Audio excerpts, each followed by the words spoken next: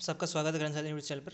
आज हम कवर करेंगे वो fifth by monthly monetary policy जो आरबीआई ने भी रिसेंटली निकाला है, वो पूरा कवर करेंगे इस वीडियो में।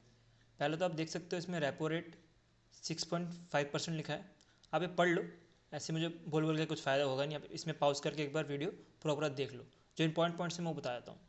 रेपो रेट जो है इस बार कितने 6.50% है। ये फिफ्थ कॉन्जिक्यूटिव टाइम से इतना ही रह रहा है। ठीक है, एग्जाम में क्वेश्चन आ सकता है कि फिफ्थ रेपो रेट जो कितने टाइम से 6.05 है, तो याद रखना क्या फिफ्थ कंसेक्यूटिव टाइम से 6.05 है। इसके साथ आपको मेंबर्स भी याद रखने जो मॉनेटरी पॉलिसी के मेंबर है। इसको हेड कौन करेगा? इसको आरबीआई गवर्नर जो कि शशिकांता दास है। इसके साथ जो मेंबर्स हैं और फाइव टोटल 6 मेंबर्स होते हैं, उसमें से हेड जो है वो एक होता है और बाकी 5 और मेंबर होते हैं। और उस 5 मेंबर्स में भी 2 जो है वो अपने जो आरबीआई के मेंबर्स ही होते हैं और 3 जो है जो गवर्नमेंट चॉइस करती है उनमें से होते हैं। तो मेंबर्स के नाम आप देख सकते हो। पहले है भिड़े, दूसरे हैं अश्विया गोयल, तीसरे हैं JR वर्मा, चौथे रंजन राजीव रंजन और पांचवे हैं माइकल पात्रा। याद रखना, ठीक है।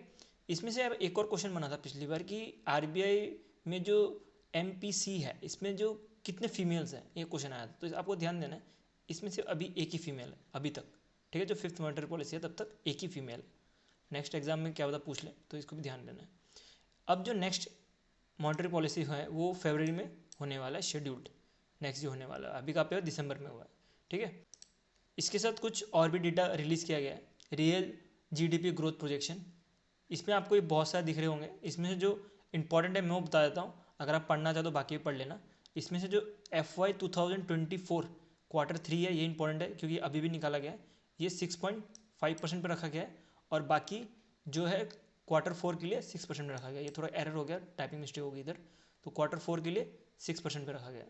बाकी अब Q1 देख सकते हो, अप्रैल से जून 2024-25 तक 6.7 रखा गया है। वैसे अगर आप बाकी देख सकते हो। इसमें जो इंपॉर्टेंट नोट करने वाली बात है कि जब फोर्थ बाई मंथली पॉलिसीज जो MPC का हुआ था तो उस समय जो प्रोजेक्ट किया था वो 6.5 किया गया था।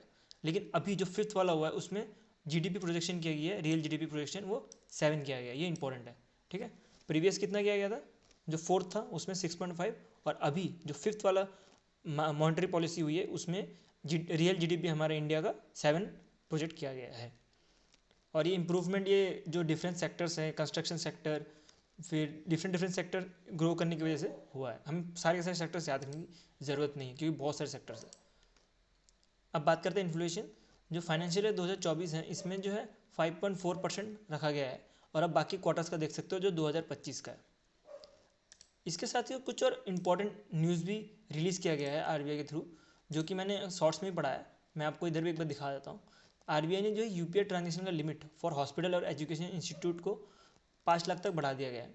ठीक है, ये तो इंपॉर्टेंट है। इससे ज़्यादा इंपॉर्टेंट ये है कि इसके जो बाकी कंपोनेंट है कि UPI की लिमिट्स कितनी होती है। नॉर्मली UPI की लिमिट कितनी होती है 1 लाख, लेकिन UPI की लिमिट जो है वो बढ़ जाती है अगर कैपिटल मार्केट कलेक्शन और इंश्योरेंस के लिए पेमेंट किया जा रहा हो। तो वो लिमिट कितनी पहुँच जाती है? वो 2 लाख।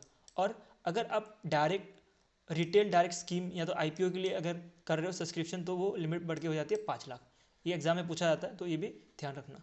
और NPCI ने कब लॉन्च किया था? UPI 2016 में। और UPI तो पता ही होगा किसके अंडर आता है? NPCI के अंदर आता है, national payment corporation of India. Next एक और न्यूज़ है जो कि इंपॉर्टेंट है। आरबीआई ने इंक्रीज कर दिया for limit to e-mandate to 1 lakh पर ट्रांजेक्शन। इसका मतलब क्या हुआ? ई-मैंडेट आपने ऑटो पे सुना होगा, तो ऑटो पे ही है। मान लीजिए ऑटो पे पहले जो है 15,000 रुपये कर पाते थे, अब 15,000 से बढ़ा के कितना कर दिया? 1 लाख रुपये पर ट्रांजेक्शन कर सकते हैं। ठीक है, और ये इंक्लूड होगा क्या क्या? Subscription to mutual fund, payment of insurance premium और payment of credit card bill. ये हेल्प करेगा। जैसे कि आप मान लीजिए आपका कोई 50,000 या 30,000 रुपये का बिल आया, ठीक है, क्रेडिट कार्ड का, तो अब UPI के थ्रू भी जो लोग हैं वो यूज़ कर सकते हैं ऑटो डेबिट का फंक्शन। इवन अगर सब्सक्रिप्शन कर रखा है म्यूचुअल फंड में तो 15,000 से ज़्यादा का भी म्यूचुअल फंड ले सकते हैं। लेकिन ये ध्यान रखने की बात है कि 1 लाख के नीचे होना चाहिए, तभी आप पेमेंट कर सकते हो जो ऑटो पे वाला फंक्शन है। ठीक है, तो इतना ही था जो मॉनेटरी पॉलिसी था एग्जाम पॉइंट ऑफ व्यू से इंपॉर्टेंट। तो आज के लिए हम इतना रखते हैं। Thank you for watching this video.